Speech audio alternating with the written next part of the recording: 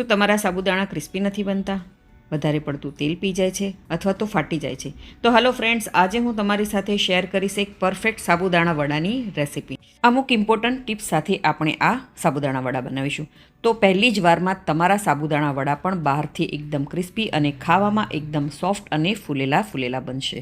નવી રેસિપી શીખવા માટે મારી ચેનલને સબસ્ક્રાઇબ કરજો અને બાજુમાં આપેલા બેલ આઇકોનને જરૂરથી પ્રેસ કરજો, એટલે નવી રેસિપીના નોટિફિકેશન સૌથી પહેલાં તમને મળે. ચાલો રેસિપી શરૂ કરીએ. તો અહીં આપણે લીધા છે 1 કપ જેટલા સાબુદાણા આપણે મીડિયમ કન્સિસ્ટન્સીવાળા લેવાના છે અને આ નાપથી તમે 2 લોકો માટે આ સાબુદાણા વડા બનાવી શકો છો. તો સૌથી પહેલી ટિપ્સ છે, આપણે સાબુદાણાને સરસ એવા ધોઈ લેવાના છે. સાબુદાણાની અંદર એક્સ્ટ્રા સ્ટાર્ચ હોય છે તે બિલકુલ આપણે રિમૂવ કરી દેવાના છે, તેથી સાબુદાણા વડા છે તે સરસ એવા ક્રન્ચી બને. તો તમે આ સાબુદાણાને 2 થી 3 વખત સરસ એવા ધોઈ લેજો. અહીં જો તમને આ જે ઉપર સફેદ પાણી દેખાઈ રહ્યું છે તે બિલકુલ ન રહેવું જોઈએ. એકદમ ચોખ્ખું પાણી થઈ જવું ત્યાં સુધી આપણે સાબુદાણાને વોશ કરી લેવાના છે.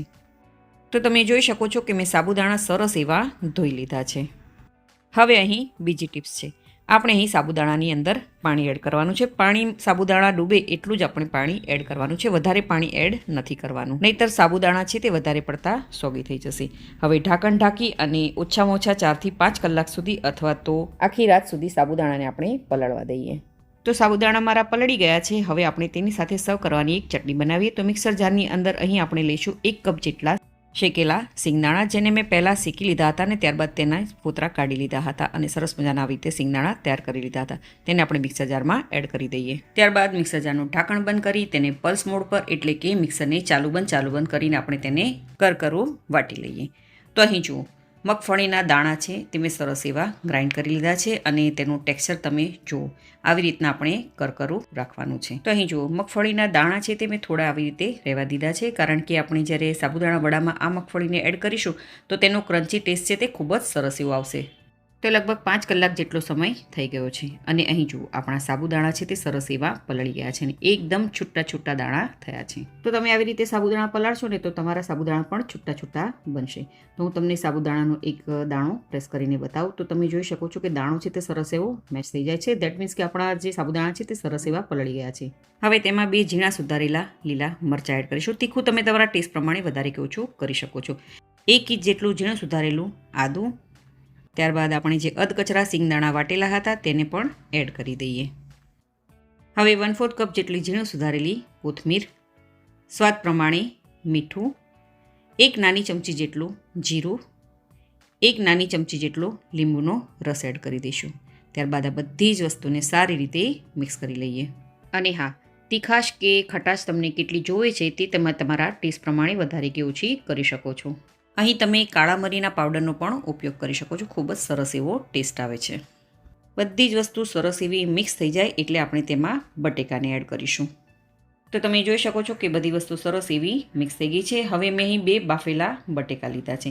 આ બટેકા મેં મીડિયમ સાઇઝના લીધા છે અને તેને મેં પહેલેથી જ બાફી અને તૈયાર કરી લીધા હતા. તેને આવી રીતે હાથથી આપણે મસળીને એડ કરવાના છે. અહીં આપણે વધારે પડતા બટેકાનો ઉપયોગ નહીં કરીએ, કારણ કે સાબુદાણા વડા છે તે બટેકા વધારે એડ કરીશું તો તે ક્રિસ્પી નહીં બને.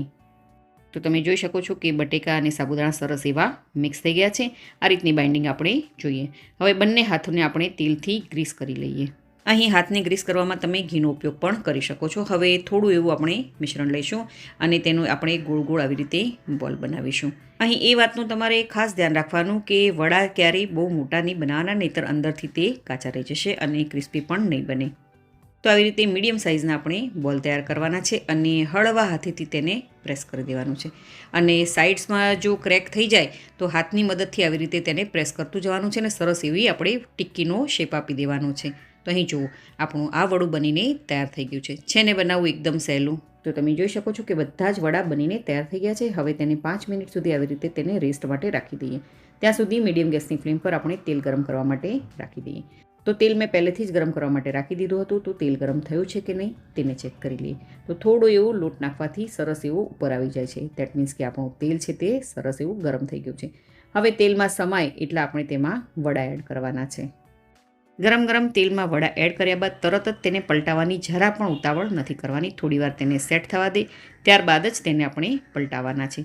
અને હા, એ વાતનું તમારે ખાસ ધ્યાન રાખવાનું કે ગેસની હાઈ ફ્લેમ પર વડાને નથી તળવાના, નહીંતર તે બહારથી લાલ થઈ જશે અને અંદરથી કાચા રહી જશે. અને જો તમે લો ગેસની ફ્લેમ પર વડા તળશો તો તે વધારે પડતું તેલ પી જશે. માટે મીડિયમ ગેસની ફ્લેમ પર જ વડાને તળી લેવાના છે. તો લગભગ 4 થી 5 મિનિટમાં જ વડા છે તે સરસ એવા ક્રિસ્પી થઈ જશે. તો તમે જોઈ શકો છો કે વડા છે તે સરસ એવા તળાઈ ગયા છે. હવે તેને આપણે વાયર રેક પર અથવા તો ટિશ્યુ પેપર પર કાઢી લઈએ, તેથી એક્સ્ટ્રા તેલ છે તે એબ્સોર્બ થઈ જાય. તો આવી જ રીતે બધા જ વડાને તળી અને તૈયાર કરી લેવાના છે. તો એકદમ ક્રિસ્પી અને ટેસ્ટી સાબુદાણા વડાને આપણે ગરમ ગરમ સર્વ કરી લઈએ. આ વડાને ગરમ ગરમ જ તમે સર્વ કરજો. ઠંડા હશે તો તમને ખાવામાં મજા નહીં આવે. આ વડાને તમે ચટણી, ટોમેટો કેચઅપ અથવા તો ચા સાથે સર્વ કરજો. બહુ જ ટેસ્ટી એવા લાગે છે. આ વડાને તમે રાજકોટની ચટણી સાથે પણ સર્વ કરી શકો છો. રાજકોટની ચટણી ઉપવાસમાં ખાઈ શકાય છે. તેની રેસીપી મેં પહેલાં પણ તમારી સાથે શેર કરી છે ચેનલ પર. તેની લિંક હું તમને ડિસ્ક્રિપ્શન બોક્સમાં આપી રહી છું. તમે ત્યાં જઈને ચેક કરી શકો છો. તો તમે પણ આ બહારથી ક્રિસ્પી અને અંદરથી ખાવામાં સોફ્ટ એવા સાબુદાણા વડાની રેસીપી જરૂરથી ટ્રાય કરજો. બધાને ખૂબ જ ભાવશે. તમે આ રેસીપી કઈ સિટી, કયું સ્ટેટ અને કઈ કન્ટ્રીમાંથી જોઈ રહ્યા છો મને કમેન્ટ કરીને જરૂરથી જણાવજો. જો તમને મારી આજની આ રેસીપી ગમી હોય તો વિડીયોને લાઇક કરજો અને વધારેમાં વધારે શેર કરજો અને મારી ચેનલને જરૂરથી સબસ્ક્રાઈબ કરજો. તો ફરી મળીએ એક નવી રેસીપી સાથે.